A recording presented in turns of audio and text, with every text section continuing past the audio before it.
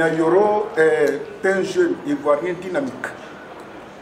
Il a le bagou, il a le verbe, il a l'expérience, peu importe son âge. Et il nous a plusieurs occasions, il nous a fait voir qu'il a de l'expérience, qu'il peut engager une discussion politique. Voilà les gens que le PDCI aura besoin demain pour affronter l'infrontable d'autrefois au sein du RHDP. Et M. Yves nous reçoit à Bruxelles. Partout où on parle du PDCI, il est là. Président du réseau dynamique de la délégation PDCI RDA France. Bonjour Yves. Bonjour monsieur. Comment ça va? Je vais bien. Alors, PDCI, RDA, RHDP, c'est la fin d'un système. C'est ça. Pendant ce parcours, avez-vous souffert de cette alliance, politiquement parlant? Ben, écoutez, je vous remercie d'abord dans un premier temps de me recevoir à cette petite entrevue. Alors, le PDCI RDA, ça a toujours été un parti noble. Et cependant, nous avons toujours fait de la politique et de la bonne. Voilà. Alors, notre coalition avec le RDR en 2010 était censée, puisque le paysage politique ivoirien montre notre visage, d'où il est impossible pour un parti politique, un seul parti politique, de prendre le pouvoir en Côte d'Ivoire. Voyez-vous, nous avons trois grands partis politiques, le PDCI en premier, bien entendu, le RDR et le FPI. Alors, on aura toujours besoin d'une coalition au deuxième tour pour pouvoir conquérir le pouvoir. Alors, nous n'avons pas souffert de cela puisque nous sommes très disciplinés au sein de notre parti politique. Au PDCI, ce qui est très important, c'est la discipline en premier. Voilà, quand il n'y a pas de discipline dans une organisation, il y a du désordre. Le président Bédié a instruit qu'il fallait soutenir le RDR pour 2010. Nous l'avons fait. En 2015, malgré qu'il y a eu certains dissidents au sein de notre parti politique, nous avons fait bloc derrière le président Bédié. Alors, souffrance, pas du tout. C'était bien sûr de la politique et puis c'était aussi dans l'option et puis dans le but qu'il y ait une paix bien établie et stable en Côte d'Ivoire. Donc voilà tout. Aujourd'hui, le même président Bédié, après avoir lâché du reste côté du RDR, tend la main au FPI. C'est ça. Vous y croyez-vous? Ben, vous savez, en politique, il n'y a pas tendre la main au FPI, on peut le faire, pourquoi pas? On peut tendre la main à tous les partis politiques, puisque comme je viens de vous le dire précédemment, un seul parti politique ne peut plus reconquérir le pouvoir d'État. Ça, c'est un fait. Alors, nous étions avec le RDR auparavant. Le FPI. Nous étions avec le RDR. Oui, maintenant c'est le FPI. Maintenant, nous tendons la main au FPI parce que nous trouvons juste de le faire. Nous voulons aller en coalition avec le FPI, si bien entendu notre partenaire politique datant ne rentre pas dans les conditions qu'il faut, malgré le fait que nous les avons soutenus en 2010 et en 2015, et qu'il fallait nous soutenir en RHDP, toute la Côte d'Ivoire le sait, ils l'ont refusé. Alors, s'ils l'ont refusé, nous, le PDCI, nous avons nos militants, le FPI a les leurs, et nous sommes conscients du fait, et je me répète encore une fois de plus, qu'aucun parti politique en Côte d'Ivoire ne peut gagner une élection. C'est fini ce temps de truc. Alors, avec le FPI, je crois que... Est-ce que le faisant, vous n'êtes pas en train de développer du nationalisme au lieu de changer, au lieu de dire ivoirité, maintenant c'est le nationalisme qui est en train de se créer dans le geste du président Bédié. Mais pourquoi, monsieur, pourquoi est-ce que vous parlez de nationalisme? Vous savez, le nationalisme n'a plus sa place en République. Voilà, c'est pas... quand on parle de nationalisme, moi je peux vous donner un exemple en France. Ceux qui sont nationalistes, c'est le FN de Marie Le Pen, en exemple. Nous avons connu les nazis de Adolf Hitler qui étaient nationalistes. On ne peut plus être nationaliste de nos jours. Alors, la coalition, la main tendue au FPI, c'est une très bonne nouvelle.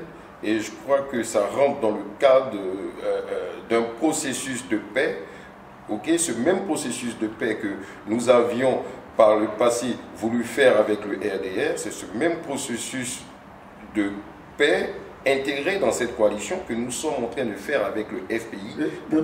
Ça n'a rien à voir avec le nationalisme. Mais demain, si le FPI, entre parenthèses, mettant en doute toute la crédibilité de ce travail que vous êtes en train de faire. Mais en politique, pourquoi mettre en doute la crédibilité d'un travail quand on rentre en coalition? En politique, il faut apprendre à faire confiance. Quand on n'a pas confiance, on ne le fait pas. C'est comme un couple de manière civile, monsieur, madame. Alors, nous sommes en coalition, nous sommes en train de préparer une coalition stable avec le FPI. Ils en sont conscients, ils ont besoin de nous, nous avons besoin d'eux. La main gauche lave la main droite, comme on le dit. Alors, je crois que le FPI, en tout état de cause, est conscient du fait que cette coalition sera sérieuse. Donc, il n'y a pas de doute à craindre là-dessus. Le réseau dynamique, qu'est-ce que c'est? Alors, vous voyez-vous, le réseau dynamique, c'est un mouvement de soutien au sein du PDCI-RDA. Voyez-vous que le PDCI, qui a perdu le pouvoir en 1999, et partant de cette date jusqu'à aujourd'hui, le PDCI n'a plus jamais reconquérir le pouvoir. Nous sommes en train de faire un travail pour reconquérir le pouvoir en 2020. Alors, il y a une pète d'adhérents. Il y a eu du laisser-aller. Il y a eu une petite dégradation au sein de notre parti politique. Qu'est-ce qu'il fallait faire? Et voyez-vous qu'il y a eu aussi beaucoup de mouvements politiques qui ont été créés aux alentours du PDCI-RDA. Nous avons connu le Cercle national Bédié auparavant. Nous avons connu tant de mouvements politiques qui ont été étouffés à l'intérieur de leur mouvement. Il fallait, autour du PDCI, créer une organisation forte, une organisation mûre. Et cette organisation-là devait contenir toutes les générations. Ça veut dire les quadragénaires, les trentenaires, la jeunesse, tout le monde devait y participer. Et cette organisation a pour but de travailler sur le terrain pour faire du ratissage, de reconquérir les Ivoiriens en leur disant « revenez à la maison, revenez au PDCI-RDA car le PDCI-RDA a besoin de vous et vous avez besoin du PDCI-RDA ». Alors, ce qui est important, il faut retenir, monsieur, que nous avons laissé le pouvoir au FPI pendant 10 ans. Vous voyez ce qui s'est passé? Je ne vais pas vous faire l'histoire là-dessus. Voilà. Qu'est-ce qui s'est passé? Écoutez, parce que moi je ne suis pas gestionnaire. J'en finis tout de suite avec la question que vous venez de me poser.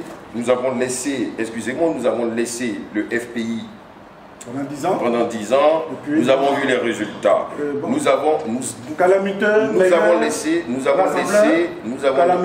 meilleur, rassembleur. Mais écoutez, nous avons fini par avoir une guerre. Nous avons fini par avoir des fractions, pas parce que le FPI était coupable du fait, mais voyez-vous, quand on gère un pays, quand on est président de la République, il faut prendre ses responsabilités. Bien. Vous savez, nous faisons des erreurs. Et puis après, vous avez donné la possibilité au RDA aussi de goûter à ce pouvoir d'État pendant près d'une quinzaine d'années. Exactement. Le résultat, le même geste. Maintenant, grâce au PDCI, grâce à la participation du PDCI au gouvernement de coalition que nous avons fait avec le RDR, il y a eu quand même de grands travaux qui ont été effectués par le président Alassane Ouattara. Il ne faut pas cracher là-dessus. Oui, le goudron effervescent, quand il pleut, tout en bas, c'est ça le bilan que vous présentez aujourd'hui? Écoutez, voyez-vous... C'est un exemple. Oui, quand vous parlez de bilan quand on présente aujourd'hui, quand le président Alassane Ouattara, avec au sein du RHDP, avec le PDCI RDA qui gouverne ce pays, avec les travaux qui ont été effectués, vous parlez de goudron, mais quand même, soyons sérieux, il y a quand même des travaux qui ont été effectués. Ce n'est pas parce qu'aujourd'hui, nous ne sommes plus au sein de la coalition RHDP qu'il faut cracher dans la soupe. Alors, moi je vais vous dire, je vais vous parler sincèrement. Je suis PDCI, je le resterai, dans l'âme. Mais vous ne serez pas unifié, RHDP unifié? Non, le RHDP, nous n'en parlons plus, puisque on n'est pas... Exactement, le RHDP n'existe plus pour le PDCI-RDA. Le président Bédié a été catégorique là-dessus sur la question. Et effectivement, c'est en cela que vient l'action du réseau dynamique. Le réseau dynamique est là pour ratisser, pour faire une propagande autour du PDCI-RDA pour que le PDCI-RDA soit plus fort que jamais. D'accord. Alors, est-ce que vous pensez qu'avec cette CEI tant décriée, on voit que le PDCI-RDA a déposé les dossiers de candidature de ses militants à aller compétir. Réseau dynamique, avec cette CEI-là, que comptez-vous gagner véritablement si vous laissez la CEI en état organiser ces élections locales? Voyez-vous, la commission électorale indépendante qui est là sur place, il n'y a pas de question à se poser, on doit la refonder, elle doit être structurée dans son ensemble, et si elle dans son intérieur. Mais nous sommes en train de nous battre là-dessus. Nous sommes dans un processus. Vous avez déjà déposé des dossiers? Mais écoutez, nous avons déjà déposé des dossiers. Est-ce à dire que vous soutenez, mais si vous avez déposé que demain, on vous force à aller à ces élections-là, vous allez faire comment? Donc, nous allons aux élections. Vous savez, nous ne faisons jamais de politique de la chaise vide. Nous avons dénoncé le fait que la commission électorale indépendante doit être structurée dans son ensemble. Ok? Mais pour l'instant, vu que les élections approchent, sont pour le mois d'octobre, si j'ai bonne mémoire, il faut déjà, puisque la politique de notre parti politique, c'est pas de faire la politique de la chaise vide, il faut déjà aller aux élections, mais tout le temps, alternativement, dénoncer et travailler dans le fond pour que le président Alassane Ouattara adhère à ce processus de restructuration de la CEI. Et vous savez, c'est un processus qui prend du temps. Et le plus important, ce sont les élections de 2020. Alors, Monsieur le Président, un parti politique ne se mesure qu'à la dimension de ses élus locaux. Je suis tout à fait d'accord avec vous. Mais si vous êtes élu président, que vous n'avez personne à l'Assemblée nationale, vous allez pouvoir comment?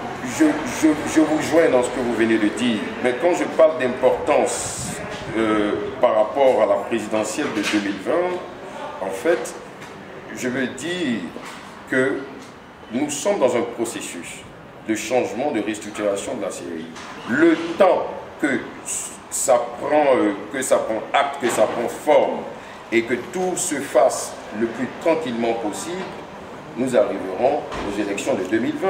Mais pour l'instant, pour l'heure, nous sommes en train de demander au président Alassane Ouattara de réorganiser cette CEI parce que ce n'est pas conforme à tout ce que nous allons faire comme élection. Mais nous devons aller aux élections quand même pour l'instant et alternativement essayer de changer ce processus. C'était Yves Nyayoro, je vous ai dit, quand vous le secouez, c'est comme une ruche d'abeilles. Vous pensez qu'il y a une seule abeille, dès que vous touchez, toutes les abeilles sortent. Nous l'avons rencontré, de sa ruche, il nous a donné quelques petits miels pour que nous puissions nous savourer la mémoire et notre intelligence. Un vrai PDCiste, peu importe son âge, nous l'avons écouté, c'est tout un honneur. Monsieur Yves, merci. Je vous remercie. Merci beaucoup. Merci.